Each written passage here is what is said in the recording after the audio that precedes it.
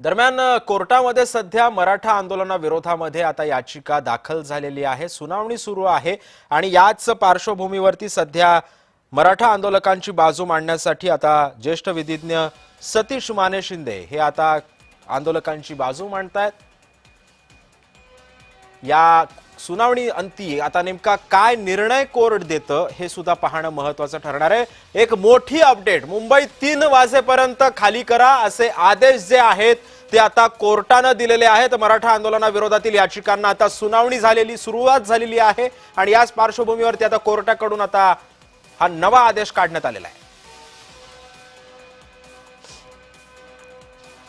आणि या संदर्भामध्ये माहिती देण्यासाठी आमची प्रतिनिधी ज्योत्स्ना गंगणे सध्या आपल्या सोबत आहे। ज्योत्स्ना, 3 वाजेपर्यंत या संपूर्ण आंदोलकांना मुंबई खाली करण्याचे आदेश देण्यात आलेले आहेत। काय नेमकं घडतंय सुनावणीमध्ये? अगदी बरोबर आहे। सुनावणीमध्ये सर्वात महत्त्वाचं म्हणजे 3 वाजेपर्यंत जे आहे ते मुंबई खाली करा असं सरळ निर्देश जे आहे ते कोर्टाने जे आहे ते आंदोलनकर्त्यांना दिलेले आहेत आणि जे आंदोलनकर्ते आहेत त्यांच्या वकिलांना सुद्धा सांगितलेलं आहे। सर्वात महत्त्वाचं म्हणजे जे माझ्याकडे आतापर्यंत माहिती आली त्याच्यामध्ये कोर्टाने हे सुद्धा सांगितलं आहे की 3 वाजेपर्यंत जर मुंबई खाली केली नाही तर कोर्ट जे आहे ते रस्त्यावरती जाऊन स्वतः पाहणी करणार आहे। हे फार महत्त्वाचा मुद्दा आपण इथे बघतोय।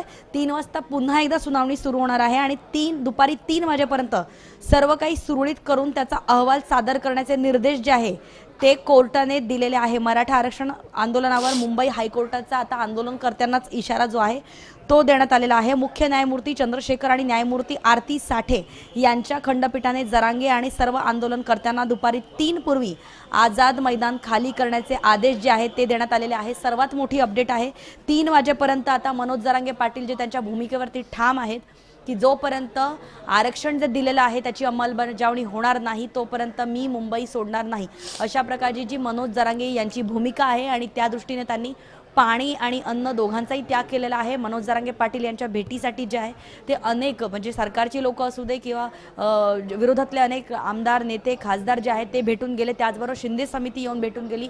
मराठा उपसमितीचे काही लोक जे आहेत काही नेते जे आहेत ते मनोज जरांगे पाटील यांच्या भेटीसाठी आले होते। मात्र तरीही मनोज जरांगे पाटील जे आहेत ते मुंबई सोडायला किंवा त्यांच्या उपोषण मागे घ्यायला तयार नव्हते। त्यावेळी कोर्टात जे आहेत गेल्या म्हणजे कालपासून आजपर्यंत हा युक्तिवाद सुरू होता। मात्र आता कोर्टाने सरळ जे आहे ते आंदोलनकर्त्यांना इशारा दिलेला आहे आणि एक चेतावणी दिलेली आहे की आज दुपारी 3 वाजेपर्यंत मुंबई खाली करा, नाहीतर कोर्ट जे आहे स्वतः पाहणी करण्यासाठी येणार आहे। आणि इतकंच नव्हे तर सर्वात महत्त्वाचं म्हणजे आंदोलनकर्त्यांना जे अटी शर्ती दिल्या होत्या त्या अटी शर्तींचं त्या नियमांचं पालन झालं नाही। आता जी एक अपडेट जी समोर येते त्या पार्श्वभूमीवरती ती अपडेट अशी आहे की सध्या मनोज जरांगेंना आझाद मैदान सोडावं लागणार आहे।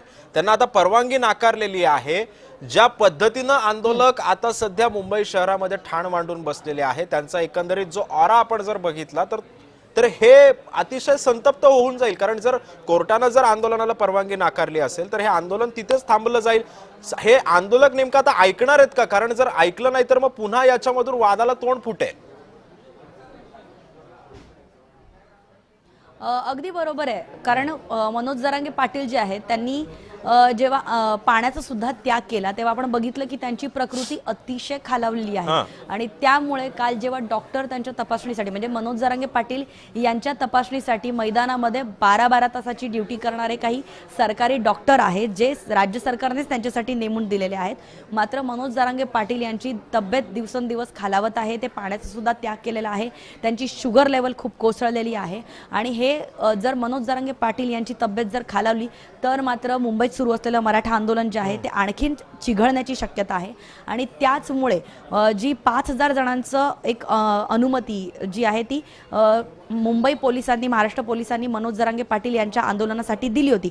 मात्र जी संख्या पाहता जी संख्या मुंबईमध्ये जमली, खास करून दक्षिण मुंबईमध्ये जी मराठा आंदोलकांची संख्या जमली ती अनुमती दिलेल्यापेक्षा संख्येपेक्षा खूप जास्त होती आणि त्यामुळेच मुंबईचं जनजीवन जे आहे ते विस्कळीत झालं। आणि त्यानंतर ही कोर्टात ज्यावेळेस याचिका दाखल करण्यात आली त्या कोर्टाचे 2-3 महत्त्वाचे प्रश्न जे आहेत ते राज्य सरकारला सुद्धा होते आणि मनोज जरांगे पाटील यांच्या वकिलांना सुद्धा होते की ज्या काही नियम अटी शर्ती यांचं पालन करण्यात आलं होतं का? 5000ची कॅपॅसिटी जर दिली होती तर वाहन जी पार्किंगची व्यवस्था जी आहे ती 500 वाहनांची कशी काय करण्यात आली? त्याचबरोबर जी जागा ठरवून दिलेली होती आझाद मैदानाची, ती जागा सोडून रस्त्यावरती हे आंदोलक का उतरले, सार्वजनिक वाहतूक अव्यवस्थित का झाली, अशा अनेक प्रकारचे प्रश्न जे आहेत ते कोर्टाने मनोज जरांगे पाटील यांच्या वकिलांना विचारले होते. तर दुसरीकडे आपण बघतोय की कोर्टाने राज्य सरकारला सुद्धा जे आहे ते सवाल उपस्थित केले होते की जर तुम्ही आंदोलनाची परवानगी दिली होती, त्यानंतर त्यांच्या पाण्याची किंवा त्यांच्या शौचालयाची किंवा त्यांची जी बेसिक गरज असते त्याची सोय राज्य सरकारने का नाही केली.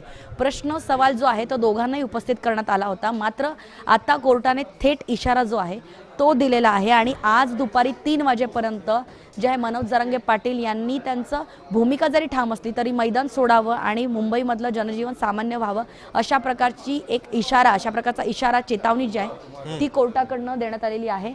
आणि त्यामुळे हे फार महत्त्वाचं आहे की 3 वाजेपर्यंत जर मुंबईत सुरू असलेलं आझाद मैदानाचं आंदोलन जर खाली नाही झालं तर मात्र याला जबाबदार कोण, असा सवाल जर कोर्ट उपस्थित करते आणि 3 वाजता पुन्हा एकदा या प्रकरणाची सुनावणी होणार आहे. तर दुसरीकडे आपण बघतोय 3 वाजता प्रकरणाची सुनावणी होणार आहे, मात्र त्यापूर्वीच कोर्टाने सांगितलंय की आम्हाला स्वतः जाऊन या संपूर्ण प्रकाराची जी आहे ती पाहणी करावी लागेल. हे अत्यंत महत्त्वाचं आहे. तर दुसरीकडे आपण बघतोय की एका बाजूला 3 वाजता कोर्टाची सुनावणी होणार, दुसऱ्या बाजूला जे आहे पोलिसांसमोर जे आहे ते चॅलेंज आहेत आणि तिसऱ्या बाजूला मराठा उपसमितीची बैठक जी आहे ती राधाकृष्ण विखे पाटील यांच्या निवासस्थानी होत आहे.